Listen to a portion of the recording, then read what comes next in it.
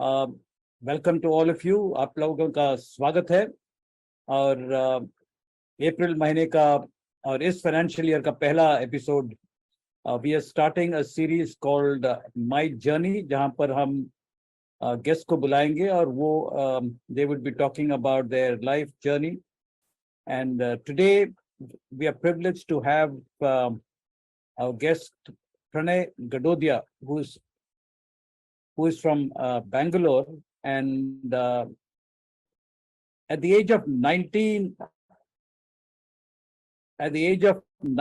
or 20, he was diagnosed with retinitis pigmentosa, and his life changed. He was actually training to be an accountant, hoping to do a CA, and then he moved on to, over the past, say, 23 plus 5, 28 odd years, he has moved from wanting to be an accountant to getting into social impact communication. From there, he moved into HR, and now he is in a space which is where he wanted to be, which is diversity and inclusion. Started with non-profit organization, and now he's in the corporate world. Welcome, Pranay. And the first question I'd like to ask you is, at the age of 20, how did you actually realize that you have an eye problem, and how was it diagnosed? Sure, Joe. Thank you so much. Good evening to you and all. Pleasure to be here, pleasure to be talking to you. And kind of people would soon know that there is an additional pleasure to be talking to you on this platform. Right. So at kind of 19 or 20, when I was in my third year BCom, jab main third year BCom, last year BCom mein tha, and I was doing it from Bombay University, staying near Mumbai in district Thane. And so around age 19, when I was in my third year BCom, doing it from Bombay University, staying near Mumbai in district Thane, a place called Shahad. And I started realizing that I'm not able to see well in the evening times when it is darker, or suddenly when I go from dark to brightly lit areas. And went to the ophthalmologist, local one. They gave me some vitamin A tablets and some other medicine. Didn't help. Kind of after 2 months or so, the doctor referred me to another better hospital in Mumbai. And that's where when the doctor kind of peeped into my eyes, and he had a lot of interns around him. And the doctor, after peeping into my eyes, started talking to his intern. See, typical RP. See, typical RP. I said, sir patient में हूँ, मुझे बताओ क्या हुआ। कहते हैं घर में और किसी को ऐसा प्रॉब्लम है? मैं बोला नहीं है। कहते हैं 35 से 40 साल की उम्र में अंधे हो जाओगे। That was quite shocking and a quite a rude thing for me to kind of hear immediately. And then he said that इसका कोई क्योर नहीं है, इसका कोई इलाज नहीं है, and ये एक टेस्ट है, ये टेस्ट करवा लो, उससे पता चल जाएगा आपका आईसाइट कितना है। ठीक है। Continuing forward, so how did you and your family respond to this? Meaning, it must have been difficult. It was very difficult. So my first reaction was, one, I was scared. Second, I didn't want to talk about it to any of my friends or relatives. Only my immediate family, that my parents, my sister knew it, and my sister was engaged that time, so my brother-in-law knew it, and I told him not to tell anybody. And because of this, what used to happen in the evening when I used to step out, and I couldn't see people going by beside me. I mean, I couldn't recognize them. And it used to happen that sometimes my friends used to cross by me, and they used to gesture hi to me, which I couldn't see.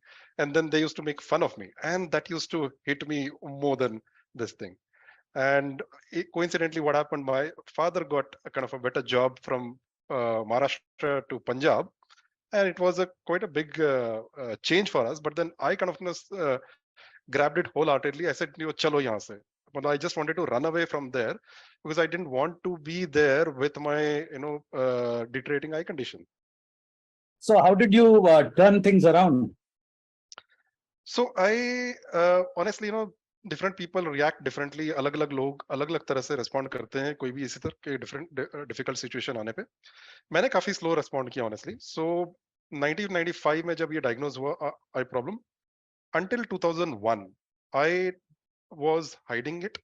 I was manipulating my behavior so that others do not recognize that I have a eye problem where I'm not able to see in the dark, and then later, even during the day, because my eyesight was getting constricted, so I couldn't see sideways properly or down or up. I used to see in the center. But then, and I continued my CA articleship while I couldn't complete my CA. I started working in a company in Chandigarh, leading the accounts department over there, and the company was growing. I did reasonably well over there. But then in that time, the internet kind of came in India, and I got access to the internet. Or internet pay, I could join a group without knowing of people with retinitis pigmentosa. A Google group. Yeah, it was a separate mailing list, and from that group, which had many Westerners and people who are have come to terms with their eye condition, and that's where I learned that acceptance is the key. Denial wouldn't help me. Hiding wouldn't help me. And then from there I learned that there is something called mobility training. There is something called JAWS. So from there, then I kind of started, and then I connected with a couple of people on that list who were Indians. They didn't know much about things. But then coincidentally, I had a blind school in my way when I used to go to office, and I stepped into that blind school that one day.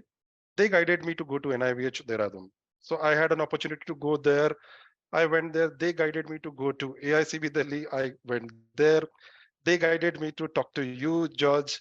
That time I couldn't speak to you for some reasons. Then I continued and we shifted to Indore, Madhya Pradesh that time. 4 years then in that time through internet search, and I connected with a lot of other people with the blindness with whatever eye condition. And I also got into this mailing list accessing there that all many of us know very well. And that started helping me to kind of know, okay, how to live life with blindness and what are the possibilities. So I think number one lesson was I was for 6 years I was in a silo. I didn't connect with anybody regarding my problem. Had I connected with other people with vision impairment, had I gone to NGOs, organizations, experts working with people with blindness and low vision, I think my rehabilitation would have started much faster, much earlier. So it was a mindset that stopped you from going out and meeting people. So Completely. at this point of time, what are the key things that you actually got trained in, which actually has helped you in the long run to deal with your eye condition? Right. So because my eye condition has been a slow, progressive, deteriorating eye condition. Yeah. So earlier I found it difficult to see in darker times than later during daytime as well. But I could read with brighter light, then that also became difficult. So there was a slow transition happening. But because I think I was connected in groups and individually as well with a lot of other people with low vision and blindness. So I think I knew, what is the way forward. So I I got JAWS, the screening software, while I could still see the screen, but I started kind of using it a little bit so that longer articles, longer things I can read with that and get myself acquainted with that voice and comprehending that. Second, I knew that because night blindness was the most severe difficulty that I used to face, because of which it restricted my mobility, it restricted my independence to go out whenever I want, wherever I want. And I knew in India, guide dogs are not there. White cane one has to use. So I did buy a white cane. Uh, Accepting that white cane also, I took some time, but I think still I didn't delay because I started, I bought the white cane and I started using it a little bit with my low vision condition. And by the time I was in Delhi and I landed up with Score Foundation working with you, I started using my white cane. So I got that independence. So picking up screening software to use and start getting acquainted with it. This is the second one after connecting with people with blindness. Third was, you know, the idea of accepting white cane and start using it, and not necessarily that I'll not use the white cane during the day and I'll use only in the night, because I knew there are some blind spots even during the daytime and I may hit something or something may hit me. So better I use the white cane during the day as well. While I've done very funny things while learning and accepting the white cane as well. So yeah. मिसाल के तौर पे? So misal ke taur pe, for some time I was in Chennai as well, and I remember I was walking beside the road, going towards the bus stop. On my right side was the road, and I wanted to take a bus, which was once in half an hour or so.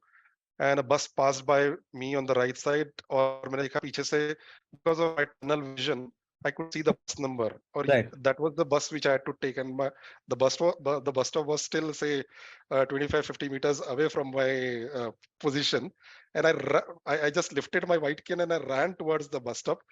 The bus again started moving, and I boarded the kind of moving bus, and I was laughing myself that what if some people would have seen me, that until now this guy was using a white cane and walking, and suddenly he started running and boarded a white cane, a bus. The other thing that we used to kind of joke about among blind people is if anybody used to fall in a pit, Hmm. तो हम बोलते थे कि उस गड्ढे का उसने access audit कर दिया.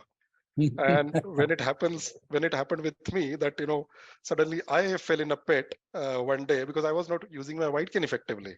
I was not tapping it, I was just holding it as a showpiece for others to see that I am having a vision impairment, and I just fell into pit. My first reaction was कि मैंने इस गड्ढे का access audit कर दिया. Hmm. So yeah, several other things I've asked, ki where is this bus stop, the person doesn't respond, because I can clearly hear on my right side, there's something on my right side, and it's a roadside, so cannot be anything else. But then suddenly a bus comes with a bright light falling on that object, and I realized I was talking to a tree. So yeah, many others. So, I remember the day you came and met me at Score Foundation, and you did spend about, I think, 8 to 9 years. We did work together. Yeah. So, obviously, what we did at Score Foundation is very different from what you were professionally Yeah. training for. So, what was your transition, and what made you kind of tick, and what got you interested in what we were doing? Sure. No, that's a very interesting question, and it took me some time to kind of accept that, and I would say I accepted that in phases, and that would come out as I speak. So while I was very passionate and very interested in accounts, though not very much in taxation, quite interested in technical analysis of stock markets and all, which I used to do as well earlier, and because it was all number crunching and all, that was my interest. But at the back of my mind, I think there was something which was still kind of not being fulfilled. When I started working with Score Foundation, in just 2-3 months, while my CV was still there with a couple of consultants who used to work for people with disabilities to place them in the right positions, and I told them I want to get into accounting, taxation, capital market related roles. But then in just 2-3 months after I started working in Score Foundation, I realized one thing. I always wanted to, share information with people. I always liked creating a social impact, which was not very clearly articulated in my own mind. And I wanted to a role which is, which is people driven. And I thought, no, this is the one which I is really giving me that kick, is really giving me that satisfaction. And job satisfaction was of paramount importance to me.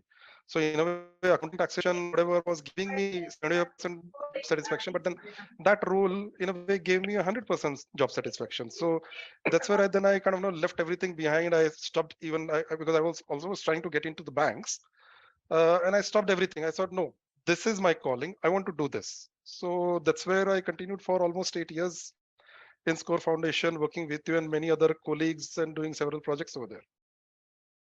So, if you were to look back at those 8 years, and what were the key things that you picked up, and were there anything significant that kind of held you in good stead going forward? Was there something that gave you confidence? Yes, certainly. So by the time I had accepted my vision impairment, thankfully, to quite a large extent, using my white cane and using a combination of screen settings and JAWS. So that way, I think the rehabilitation kind of was there. But definitely, when I was so one thing what I realized is the social impact that we used to kind of create with our work of disseminating information about living life with blindness, letting people know that the problem is not with the eye, but the way we think, I don't know whether we still use the same line or Yeah, phrase. yeah. So I realize, and that basically I realized that to disseminate this information, to disseminate this awareness, knowledge, let people internalize this. Whatever communication channel one has to use, I used it. If I had to learn that, I learned that, right?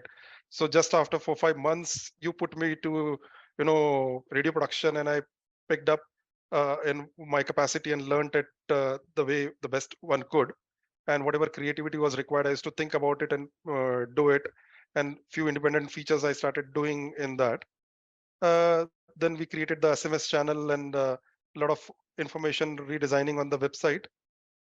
Later, I realized that the all the tools that we were using, whether the radio, the SMS channel, the writing in the article, were not my primary interest area. My primary interest area was creating the social impact. So that was one kind of realization. And second, definitely it gave me a good understanding of uh, the, the progressive perspective on disability and disability inclusion, because you would remember in 2006 the UNCRPD came in and India was the first signatory, and we attended some conference and we learned that, and we kind of also use. So that the paradigm shift which UNCRPD brought around disability, or how disability is looked at, that also gave me that confidence and understanding how disability inclusion has to be done in the society. So those were definitely the two things, and definitely third, with all this, it helped because we were in an area which basically doing communication for a social impact. So my communication skills also improved. You will recall that it was basically you and I who actually launched the helpline, the help desk. Completely, completely. And you remember when people were calling the answering machine and they were getting confused. Correct. So I remember, first year we had that voicemail, and 50% of the people I couldn't understand how to write voicemail, and they used to say hello, hello, expecting that somebody from the other side would answer.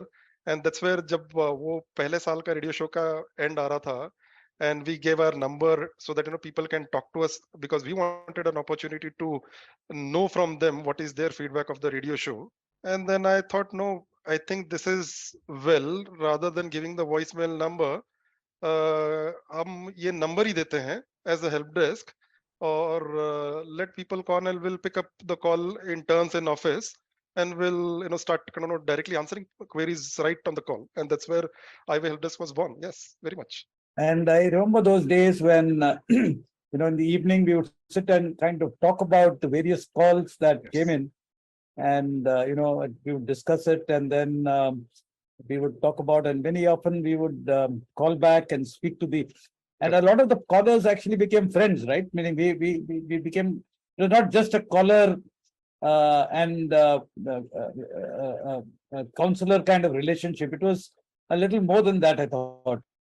Certainly, yes. In fact, a lot of those people with whom we regularly spoke, or we spoke, are connected with you and me in our personal lives as well. Yeah. And many of those are very close, very good friends today in our lives. So after 8 years, Nini, we when we still look at the Nazaria film, we Hmm. see you with a white cane crossing the road and getting into an auto.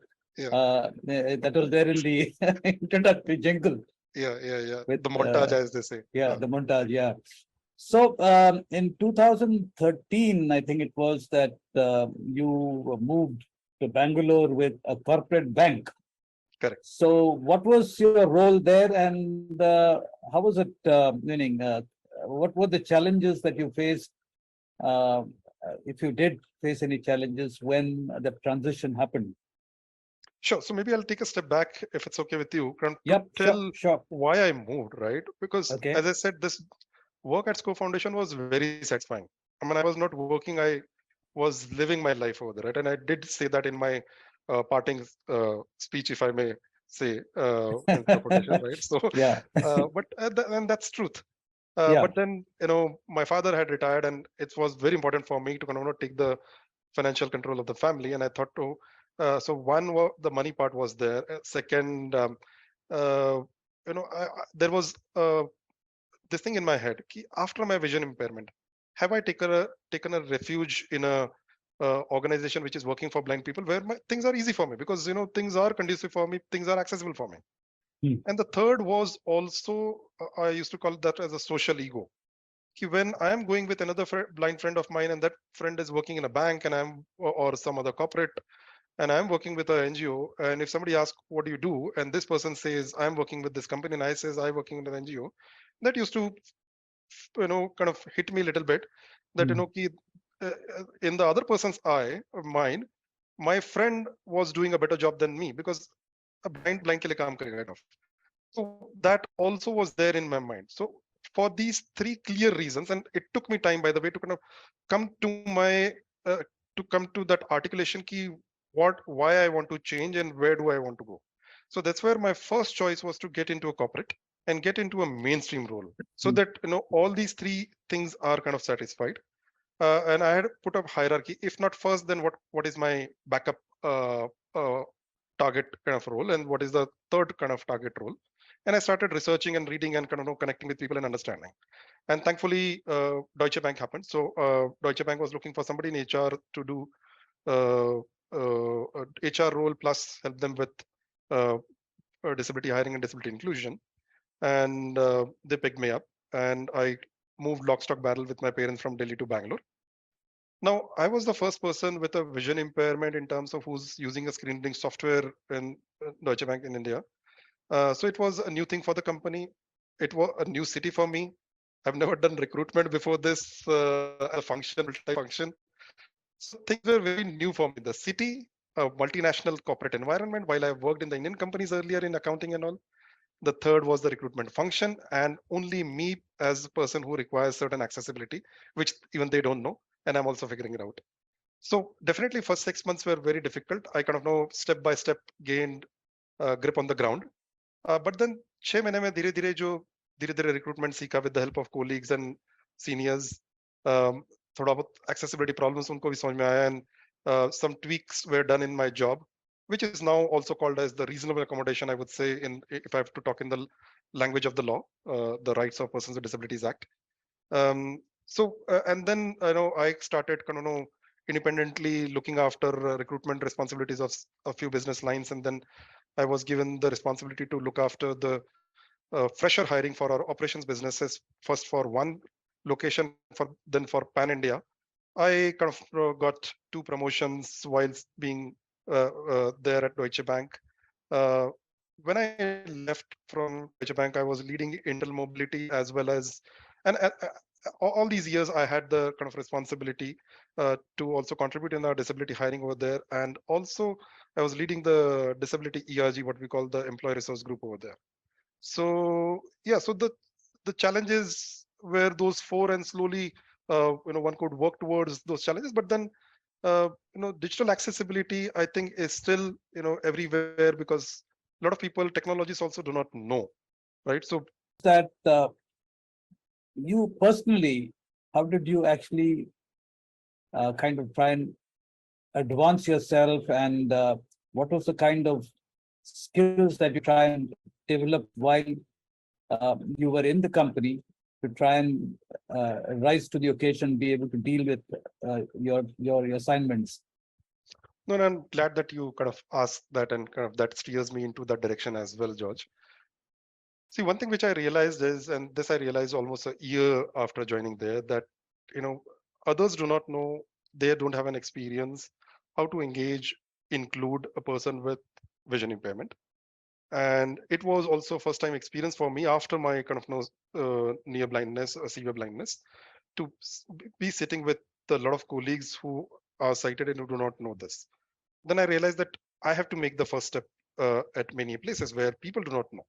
So I have to kind of be a little more extrovertish, or take the first step in connecting with people, communicating with them, and at the appropriate times also let them know how does it work with me, how do I work with computers, how can they explain me when in a team meeting or so, when a PowerPoint presentation is being presented, sighted people can see that. So if you kind of let the facilitator, the presenter, know that can you please be verbose about the key points that you're presenting visually so that I also can comprehend? Second is, if you can pass on the PowerPoint presentation or your notes to me little before the meeting so that I can go through that. So I would have a little better understanding when you speak about it. So those were the things. The second thing is, I realized this kind of, in a way, helped me to understand that you have to be your self advocate at many occasions, and you have to ask for that. Hey, this is not working for me, or this is how I need to be included. Not Others would not know about this many times. Sometimes leaders would pick up and they would ask you. The third is, you should always look for a mentor. uh, एक guide, एक mentor अगर आप ढूंढोगे, that would really help you to navigate any new areas, be it your corporate life, be it your education life, be it anything, or you're learning something new.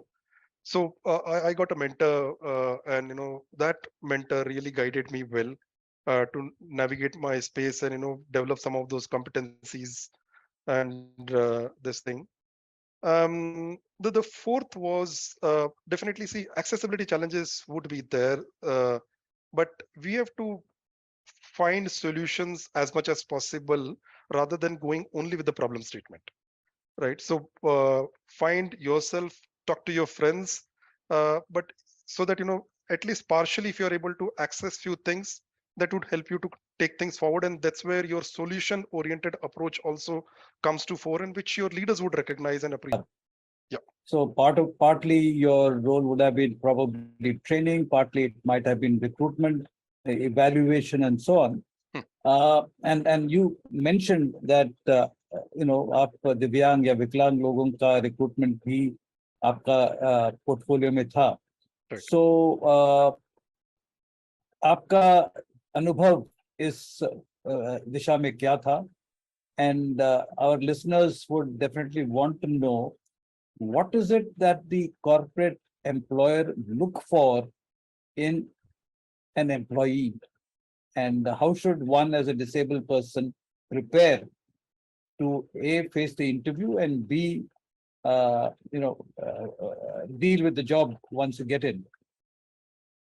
Right. So, like now I've moved on to another company called Carelon Global Solutions, which is basically a company in healthcare with our parent company in US, and I lead diversity, equity, inclusion over here. So, Yeah. in a way, you're kind of asking what I was doing earlier, as well as what I would like to kind of convey even now. Yeah. See, number one, these days companies have understood very clearly कि workforce में diversity होना चाहिए, नहीं विविधता होना चाहिए. That means people should not come only from a particular identity, particular background. So companies do want people from all demographic background, all experiences, all identities. So be it men, women, or people from the LGBTQI community, people with disabilities, people of various age groups, people of different ethnicities. So because this makes business sense, because ultimately companies के जो end consumers हैं, that also has this diversity, and to understand the needs of this diverse consumer base, it can be best done when you have a diverse workforce within your company. So basis this, companies are doing what we call in our diversity, equity, inclusion language, affirmative action. So companies know that because of the historical marginalization, um, you know uh, there is a underrepresentation of population from these communities, a little bit of a women, while women inclusion has definitely gone much ahead in the inclusion quotient, but people with disabilities, LGBT people as well. So companies do affirmative actions in terms of many times, rather than looking at the direct matching skills, they look at a combination of whether your skills, how much your skills match directly to the role that they're hiring for, but they also look at, if it is not matching sufficiently, how much of your skills fungibly match, how much you have transferable skills. यानी कि आपने जो पहले काम किया है उसके कुछ स्किल्स यहाँ पे वैसे काम आ सकते हैं कि भले ही आपने उस तरह का काम नहीं किया. एंड तीसरा जो देखते हैं, लर्नेबिलिटी देखती है कंपनी, आप कितना उत्सुक है चीजों को लर्न करने के लिए. और वो सिर्फ ये बोलने से नहीं होता कि भाई मैं बिल्कुल एक क्यूरियस व्यक्ति हूं, मैं एक लाइफ लॉन्ग लर्नर हूँ, आपके कॉन्वर्जेशन में और आपने अभी तक एफर्ट्स क्या किए हैं उसमें झलकता है वो।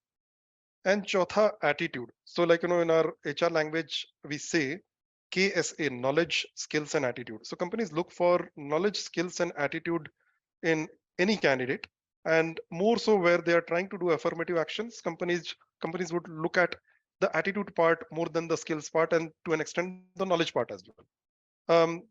People who show this, many times company would hire them even if they wouldn't hire a non-disabled person with if the person is not matching those direct skills that much.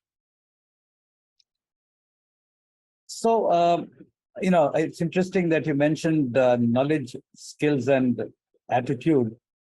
If you put the three words in reverse, that would be the ask that you have from different people, right? Exactly. A attitude, S skills, and K knowledge.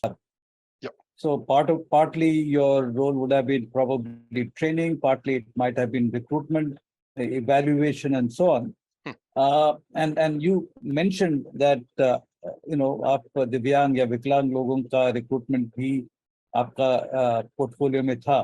Right. So आपका अनुभव इस दिशा में क्या था? And our listeners would definitely want to know, what is it that the corporate employer look for in an employee, and how should one as a disabled person prepare to A, face the interview, and B, deal with the job once you get in?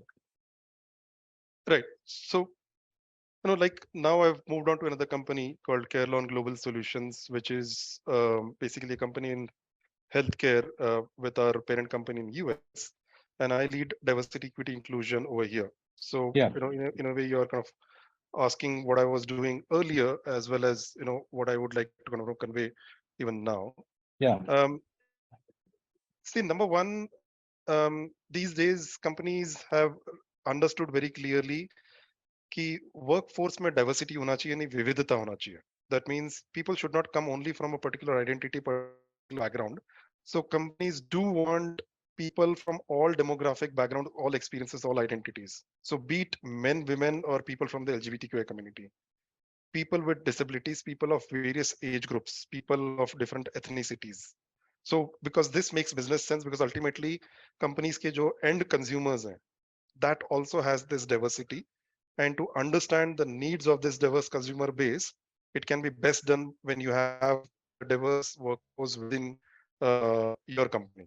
So basis this, companies are doing what we call in our diversity, equity, inclusion language, affirmative action. So companies know that because of the historical marginalization, um, you know uh, there is a underrepresentation of population from these communities, little bit of a women, while women inclusion has definitely gone much ahead in the inclusion quotient, but people with disabilities, LGBT people as well.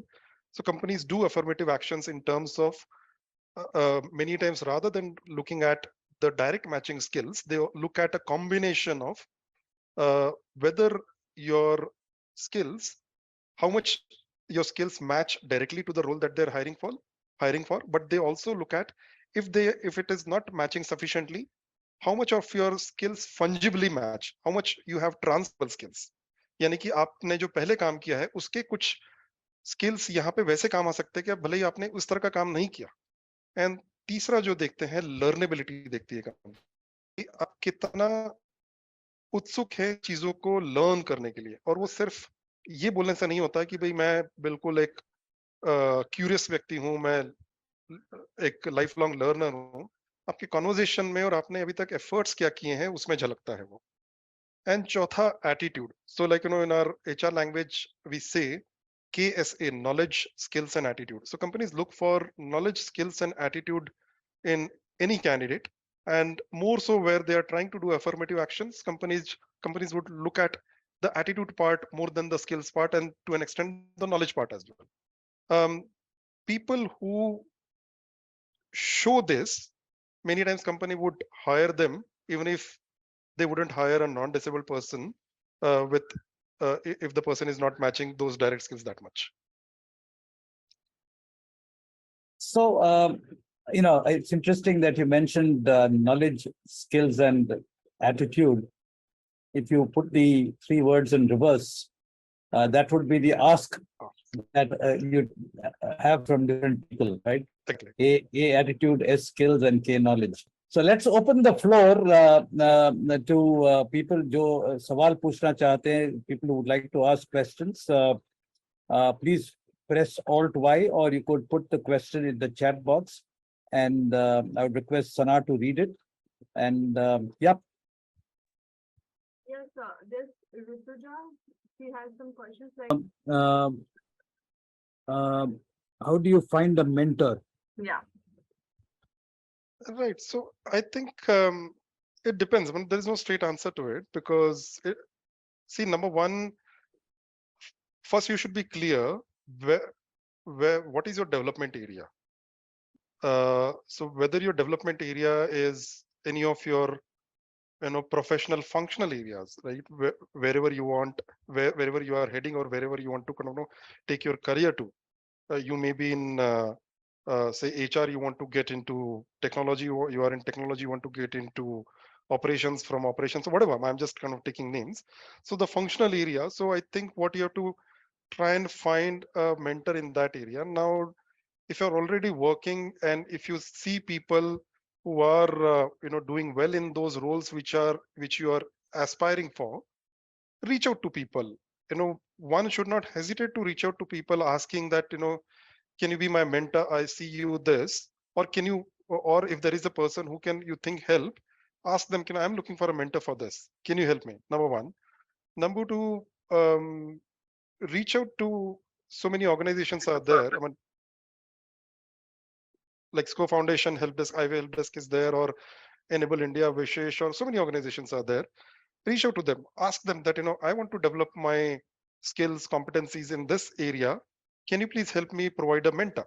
And the mentor may or may not be a person with disability, right? If the person is a person with disability, you get an additional advantage of, also knowing the accessibility nuances of, when you have to tread that path.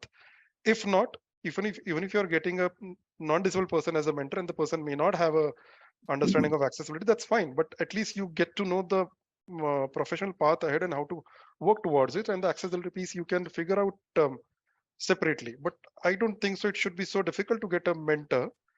Reach out to people in your company if you're working. If not, reach out to the organizations and asking for mentor. Reach out to the friends that you have.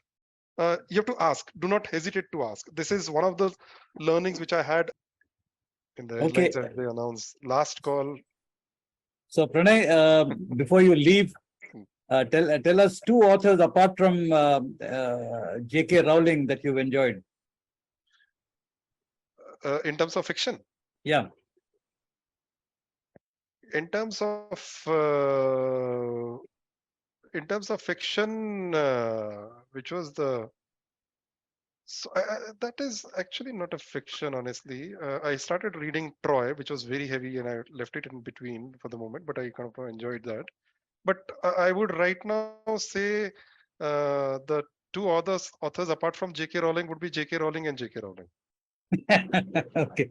Because I've heard Harry Potter, read Harry Potter, this audiobook multiple times, believe me, and that is still my bedtime book or my this thing. It just plays in the background while I know the story, kind of almost in and out.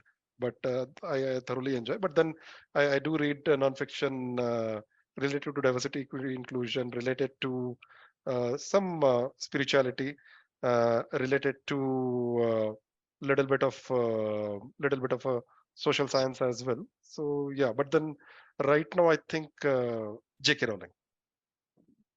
Since 2016-17 till today, I have read over 700 books. Super.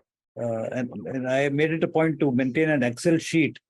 Once I finish a book, I just enter it there, with the author's name and the title. So so that I don't say that. I now remember. I forget the name of the author, but I read a book, audiobook called Snow Child. Harare or some, I don't remember the name. That also I liked. That was, I think, a fiction inspired by life in the snow-clad area. What is that? Greenland. Alaska, Greenland. Alaska. Okay. Yeah, correct. Okay, so thank you very much, ladies and gentlemen. Thank you very much, Pranay, for giving your time. And it's been an interesting hour and a half or so, or maybe even more. But it was good to hear your story and the pathway you've followed and your journey. So till we meet again, take care. Have a great weekend. Thank you so much, George, for inviting me here. Pleasure talking to you. As always, pleasure talking to the audience. And thank you, Sana, for helping moderate this session well. Yeah. Thank you so much. Yeah. Thank you, everyone. Thank you so much. Thank you.